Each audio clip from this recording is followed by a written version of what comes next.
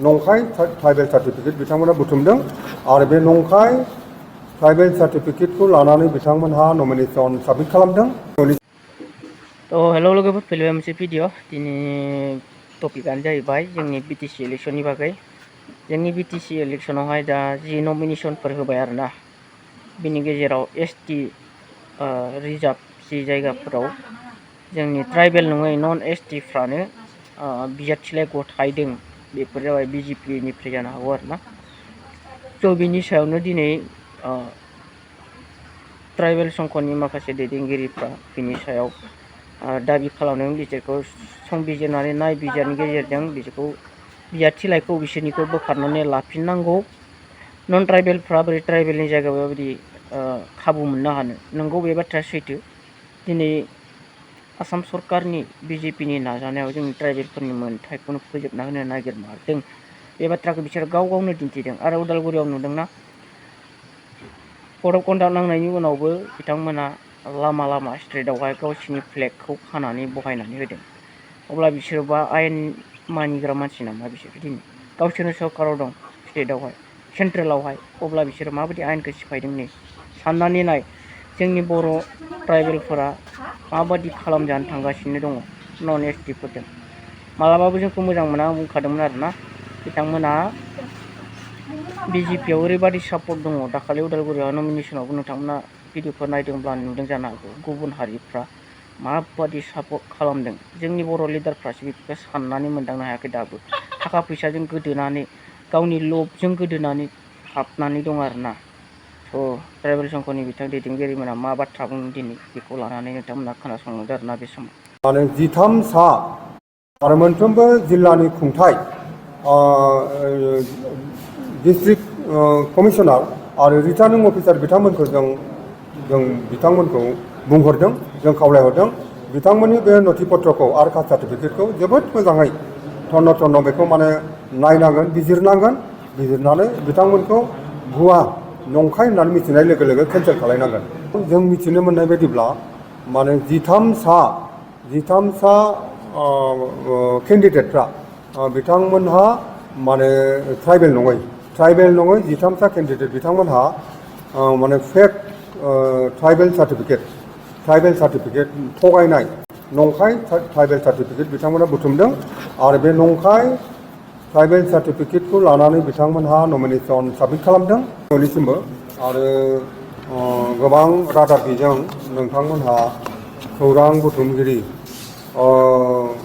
Journalist नोंथांमोनहा दिनै जोंनि बिटिआर क'अर्डिनेशन कमिटि अल आसाम ट्राइबेल संघनि बे खौरां मेलाव नुजाफैनायनि थाखाय साबायखर।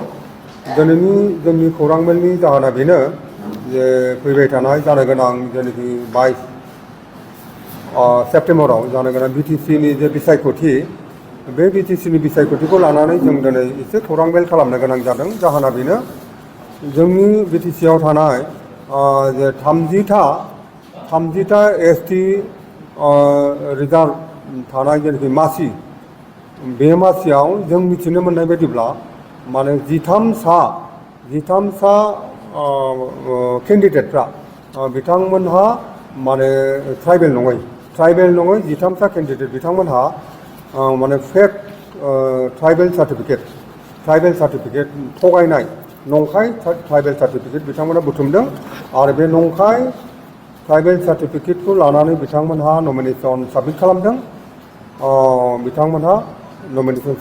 दा बेखौ जों बिटिआर क'अर्डिनेशन अल आसाम ट्राइबेल संघआ जों बेखौ प्रतिबाद खालामदों आरो मोनफ्रोमबो जिल्लानि खुंथाय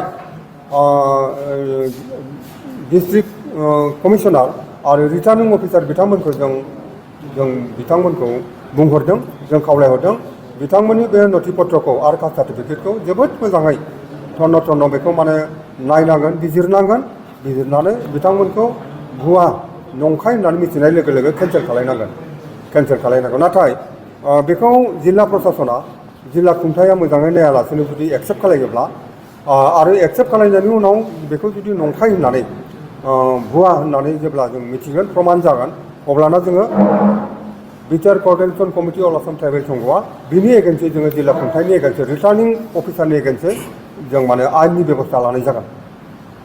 बे बाथ्राखौनो जोङो दिनै रादाब बिजोंनि गेजेराव फोरमायनाय जाबाय आरो गासैबो राजखान्थि दोलो केन्डिडेट आरो दोलनि दैदेनगिरि आरो दोलोनि जेनाखि मावथि बिथांमोननिसिम साफ्रोमबो रायजो राजासिमबो बे बिसायख'थिया जाहाथे जोबोद आलो गोजोनै दावराव दावसि जायालासिनो सान्थि जाहाथे जोंहा बारलाङो बिनि थाखाय जोङो बयनिसिमबो खावलायनाय थाबाय।